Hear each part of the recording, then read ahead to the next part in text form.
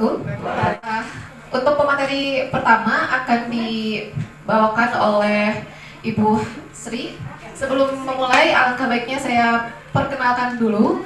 Walaupun kita sudah mengenal, alangkah lebih baiknya kita bacakan dulu profil yang lengkap pemateri kita hari ini. Nama Ibu Haji Sri Wahyuni SPD MM, lahir di Klaten 7 April 1969.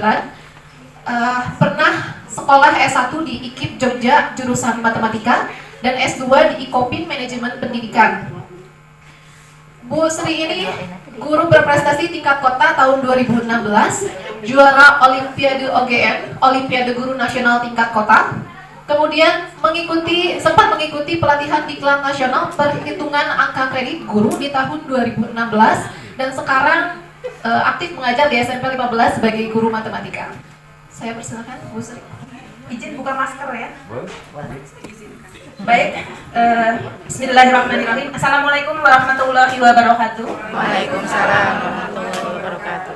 Ya, terima kasih kepada moderator yang sudah memberikan waktu. Dongengnya begini Bapak Ibu ya, kenapa saya kok bisa seperti ini, ada di depan sini. Kemudian materi yang harus saya sampaikan itu adalah tentang penyusunan jurnal penelitian. Kata Teh Bu Sri pernah dulu mengikuti diklat atau BIMTEK tentang karya tulis ilmiah dalam perhitungan angka kredit ya, waktu itu di tahun 2016. Cuma pada saat itu di 2016 itu saya ikut diklat ke Makassar ya di tingkat nasional. Kemudian yang saya terapkan itu saya membuat PTK, kemudian membuat pedoman guru yang pada saat itu. Untuk PTK dan di 2016 itu saya pakai ke guru berprestasi tingkat kota dan alhamdulillah dapat juara 1.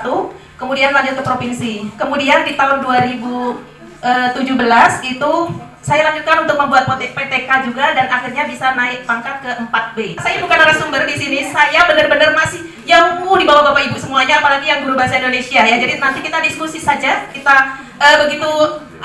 saya sudah menolak dengan Bu Siti, sudah beberapa kali menolak, bahkan kemarin pun saya masih menolak, begitu kan ya.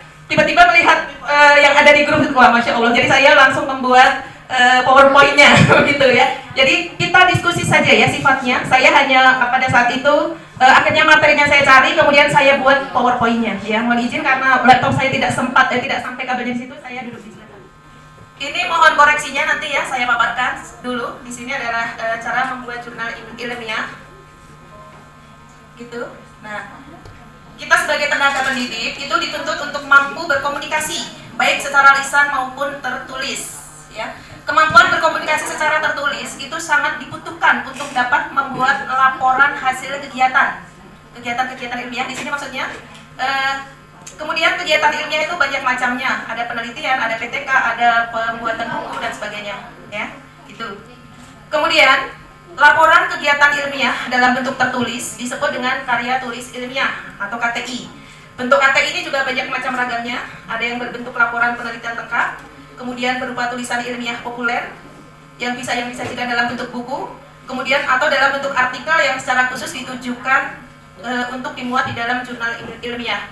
Saya rasa Bapak Ibu semuanya di sini sudah pernah membuat karya ilmiah, minimal membuat skripsi ya, pada saat kita akan lulus sarjana, begitu. Kemudian di sini untuk jurnal itu tiap jurnal yang terbit itu tidak terlepas dari kaidah atau aturan, tetapi di sini aturannya bisa berbeda-beda tergantung dari penerbitnya ya, tergantung dari penerbitnya, itu yang harus diingat. Saya coba ini, barangkali nanti ada yang menambahkan apakah jurnal itu ya. Jurnal itu adalah publikasi periodik atau publikasi ilmiah dalam bentuk artikel yang diterbitkan secara berkala. Biasanya jurnal itu diterbitkan pada interval waktu tertentu, misalnya ada yang setiap 4 bulan, setiap 3 bulan, setiap 6 bulan, atau setiap 1 tahun. Itu tergantung dari penerbitnya. Kemudian jurnal itu memiliki cakupan materi yang luas, namun sangat padat dan dibatasi dengan jumlah halaman. Nah biasanya nanti di terakhir itu karena dibatasi dengan jumlah halaman, di situ jadi agak sulit ya. Sehingga ini kemampuan untuk memadatkan laporan agar isinya tetap terkomunikasikan dan terjaga, kemudian enak dibaca dan mampu menarik minat, itu menjadi kemampuan yang memerlukan latihan. Oke, ya kita lanjutkan. Tujuan pembuatan jurnal itu adalah untuk mengembangkan sebuah penelitian yang telah dituliskan, serta menjadi acuan untuk para peneliti lain yang sedang melakukan kegiatan penelitian yang sejenis. Jadi bisa nanti dipakai sebagai bahan daftar pustaka ya, gitu. Ya, referensi. Kemudian jurnal pada umumnya berisi sejumlah referensi yang menjadi rujukan penulisan tiap artikel. Jenis artikel yang ditulis tidak sebatas laporan penelitian, namun bisa juga berupa review dari literatur. Gitu. Nah, kemudian kerangka penulisan KTI yang dimuat untuk jurnal itu sedikitnya terdiri dari, kerangkanya bisa dibuat seperti ini. Judul penelitian, kemudian bab 1 itu membahas tentang permasalahan atau pendahuluan, kemudian latar belakang masalah, kemudian tujuan dan manfaat. Dilanjutkan bab 2 itu landasan teori, kemudian bab 3 metodenya, bab 4-nya hasil dan analisis hasil. Ini nanti mungkin berbeda untuk kualitatif dan kuantitatif ya. Untuk kualitatif dan kuantitatif juga mungkin akan dibahas lebih lanjut nantinya di luar forum ini. Kemudian yang terakhir adalah kesimpulan dan saran. Nah, kemudian apa saja yang ada di dalam jurnal ini susunannya? Yang pertama adalah judulnya, kemudian abstrak, kemudian pendahuluan, kemudian ada bahan dan metode, kemudian hasil, kemudian pembahasan, kesimpulan, dan yang terakhir adalah daftar pustaka. Nah, penjelasan dari bagian-bagian jurnal itu, yang pertama judul. Setiap jurnal ilmiah harus memiliki judul yang jelas. Dengan membaca judul akan memudahkan pembaca mengetahui inti jurnal tanpa harus membaca keseluruhan dari jurnal tersebut. Ya. Judul itu tidak boleh memiliki makna ganda. Disarankan jangan panjang-panjang ya, untuk yang berbahasa Indonesia tidak lebih dari 12 kata, dan untuk yang berbahasa Inggris tidak lebih dari 10 kata. Kemudian judul itu ditulisnya di tengah atas halaman menggunakan huruf kapital dan dicetak tebal. Begitu. Kemudian setelah halaman judul, di halaman judul juga ada nama penulis, kemudian nama pembimbing 1, pembimbing 2 barangkali jika ada, tanpa gelar akademik. Ya, kemudian disertai juga nama prodi, fakultas dan universitas, serta dianjurkan untuk menyertakan alamat dan email. Kalau kita barangkali lembaga kita ya, menyertakan lembaga kita, SMP Negeri 15 begitu, Dinas Pendidikan dan Kebudayaan gitu. Ya. Kemudian tentang abstrak, di sini abstrak itu berbeda dengan ringkasan. Bagian abstrak dalam jurnal ilmiah itu berfungsi untuk mencerna secara singkat isi jurnal. Abstrak di sini dimaksudkan untuk menjadi penjelas tanpa mengacu pada jurnal.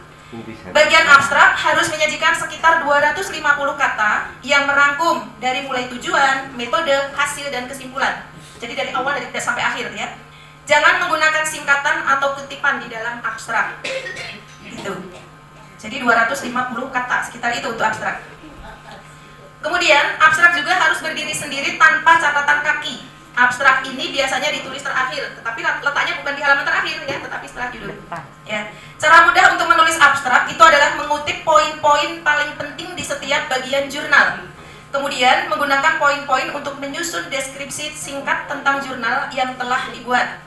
Penulisan abstrak ini diketiknya satu spasi, jadi berdekatan gitu ya, satu spasi. Kalau yang biasanya kan 2 spasi, gitu. Kemudian untuk kata kunci itu biasanya ditulisnya di bawah abstrak, itu sebanyak 3-5 kata, itu diambil dari inti yang akan dibahas dalam penelitian. Biasanya tidak ambil dari variabel penelitiannya, ya. Oke. Kemudian untuk pendahuluan ini berisi latar belakang mengapa penelitian ini dilakukan, kemudian juga uraian permasalahan yang akan diteliti, dikaitkan dengan teori dan diakhiri dengan tujuan dilaksanakan penelitian tersebut. Untuk penulisannya diketik dengan 2 spasi, kurang lebih 4-6 halaman. Itu.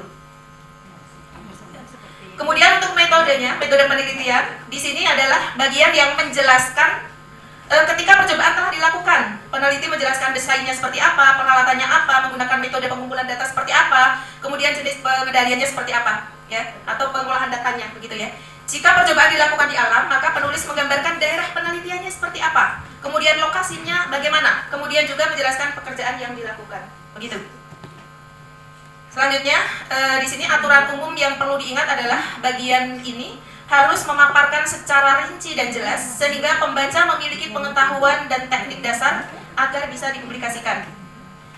Kemudian penulisannya ini diketik dengan 2 spasi, kurang lebihnya 1 halaman cukup.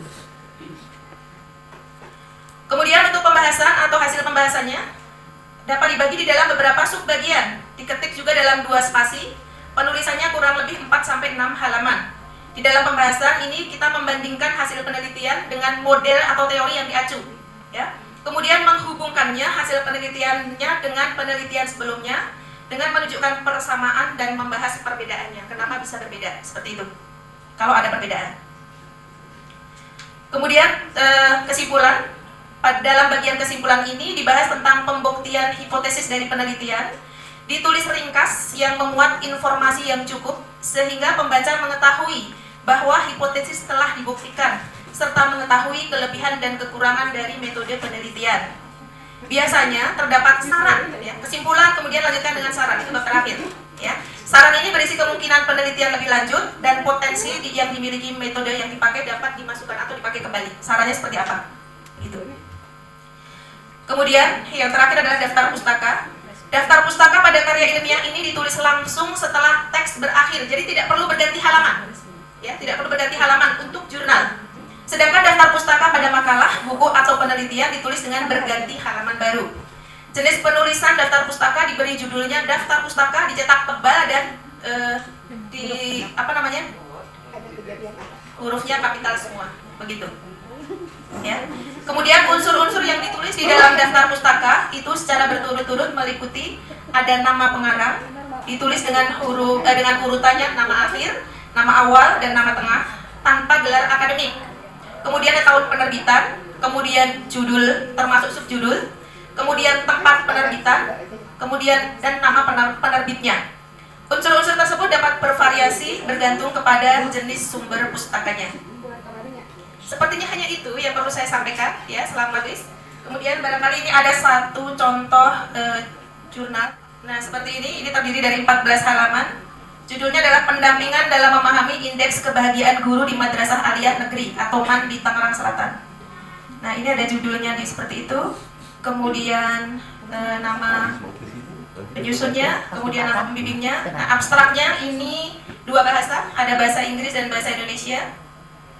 Kemudian, nah ini ada pendahuluan dan seterusnya. Pendahuluan, kemudian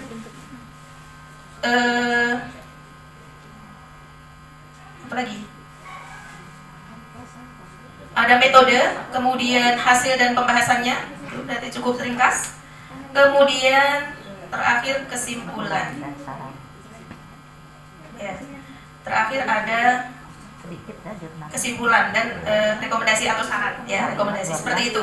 Nah, daftar pustakanya langsung tidak berganti halaman, ya langsung dituliskan di situ. Nah, barangkali ada lagi nih jurnal yang, nah itu ada judulnya, kemudian ada nama penulisnya, abstraknya di sini, bahasa Inggris, saya nggak ngerti. Nah, abstraknya dalam bahasa Inggris, kemudian ada kata kunci langsung di bawahnya, di bawah abstrak itu. Kemudian ada pendahuluan dan seterusnya. Kalau di sini sepertinya pengaruh itu biasanya ada perhitungan, yaitu adalah Kalau pengaruh kualitatif. Pengaruh kan pengaruh. Nah, ini ada angka-angka yang ada di sini di kualitas bangga, itu adalah pengaruhnya. Ya, kualitatif. Ya, tapi sudah dalam bentuk jurnal. PTK-nya sudah dijurnalkan. Iya. Itu jadi dari skripsi bisa dibuat jurnal. Dari PTK bisa kita buat jurnal. Begitu yang saya baca ya, karena memang saya terbatas kemampuannya. Nah, jadi seperti itu kurang lebih Assalamualaikum warahmatullahi wabarakatuh.